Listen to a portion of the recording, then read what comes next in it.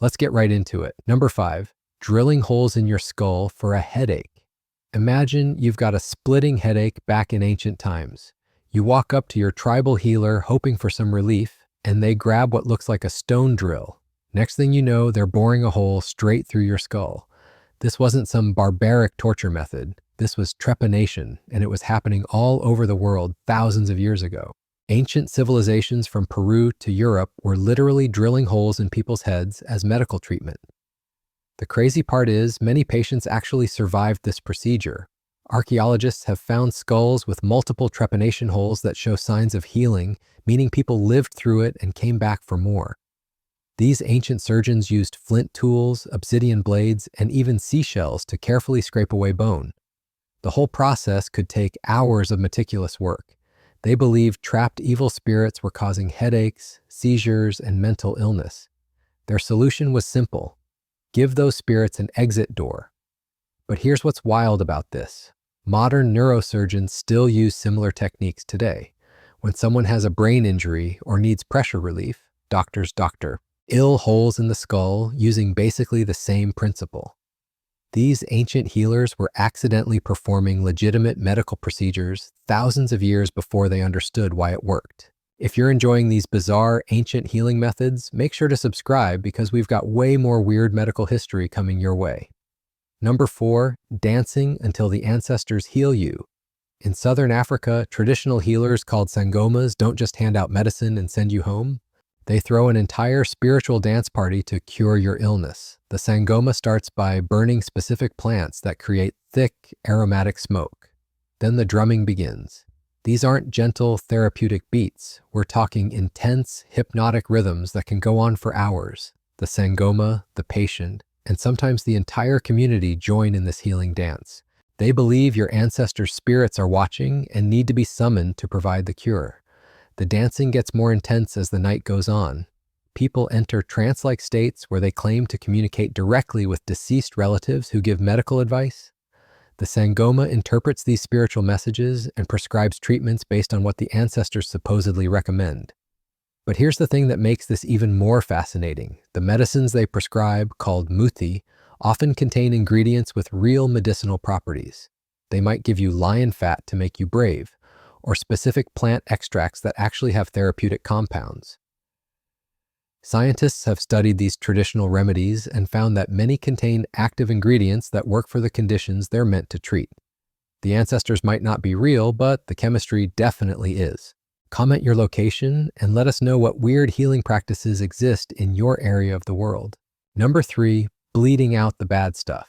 For over 2,000 years, doctors across every continent had the same solution for almost every medical problem.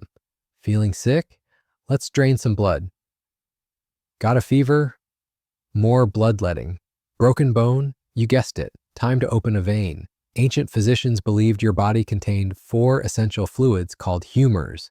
Blood, yellow bile, black bile, and phlegm had to stay perfectly balanced or you'd get sick. Too much blood meant you needed some drained out to restore harmony. They'd slice open veins with sharp blades, attach leeches to suck blood directly from your skin, or use heated glass cups to draw blood to the surface. Medieval barbers offered bloodletting right alongside haircuts. You could literally get a trim and a medical procedure in one visit. The wild part is how long this lasted. Doctors were still recommending bloodletting well into the 1800s for everything from sore throats to the plague. They had no idea they were often making people weaker when they needed strength to fight illness. But recent research has shown that bloodletting wasn't completely useless. It could actually help with certain conditions like high blood pressure or infections. Ancient doctors stumbled onto something that occasionally worked, even though they had no clue why. Number 2, plant whispering and the doctrine of signatures. Ancient tribal healers had a unique way of figuring out which plants could cure which diseases. They believed nature provided visual clues about a plant's healing properties. If a plant looked like a body part, it must be medicine for that body part. This was called the doctrine of signatures, and healers used it everywhere. A walnut looks like a brain, so obviously it must be good for headaches and mental problems. Yellow flowers resembled jaundice, so they had to cure liver problems. Heart-shaped leaves were perfect for heart conditions. Red plants that look like blood were used to treat bleeding disorders. This might sound completely ridiculous, but here's the shocking truth. Many of these plant-based remedies actually worked. Modern scientists have found that numerous traditional medicines contain compounds that do treat the exact conditions ancient healers claimed they would cure. Native Americans used foxglove for fluid buildup in the legs caused by heart problems. Today, we extract digitalis from foxglove to treat the same heart conditions. They used willow bark for pain and inflammation. We now know it contains salicin, which is basically natural aspirin. These ancient healers were conducting thousands of years of trial and error experiments. They kept the treatments that worked and passed down the knowledge through generations. Before we get to our final mind-blowing healing method, smash that share button and blow your friends' minds with these ancient medical mysteries. Number 1, your body's built-in pharmacy kicks in when you're dying. Here's something that'll blow your mind about ancient healing.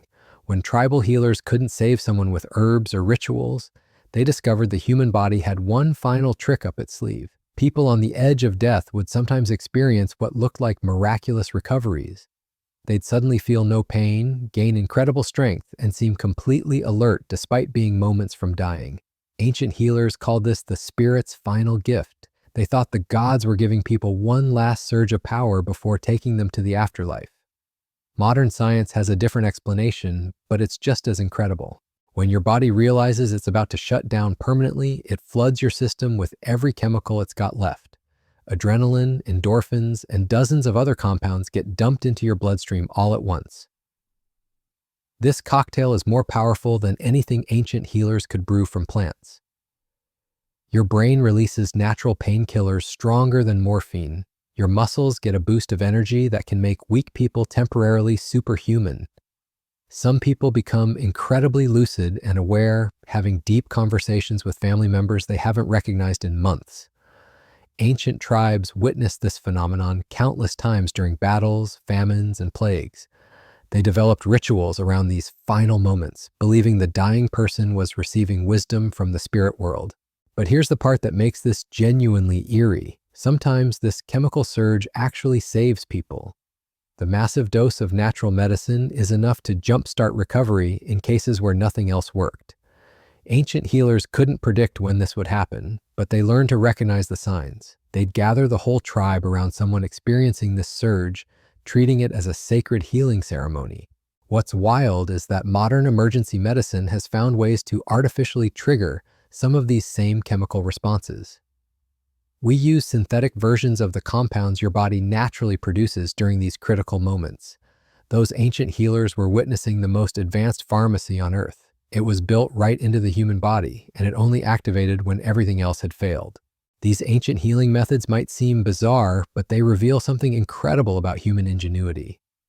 Our ancestors were constantly experimenting, observing, and adapting their medical knowledge. Many of their discoveries laid the foundation for treatments we still use today. The next time you take aspirin, get surgery, or even just dance to feel better, remember you're participating in medical traditions that go back thousands of years. That's all for today. I'll be making similar videos in the future. Subscribe to see them.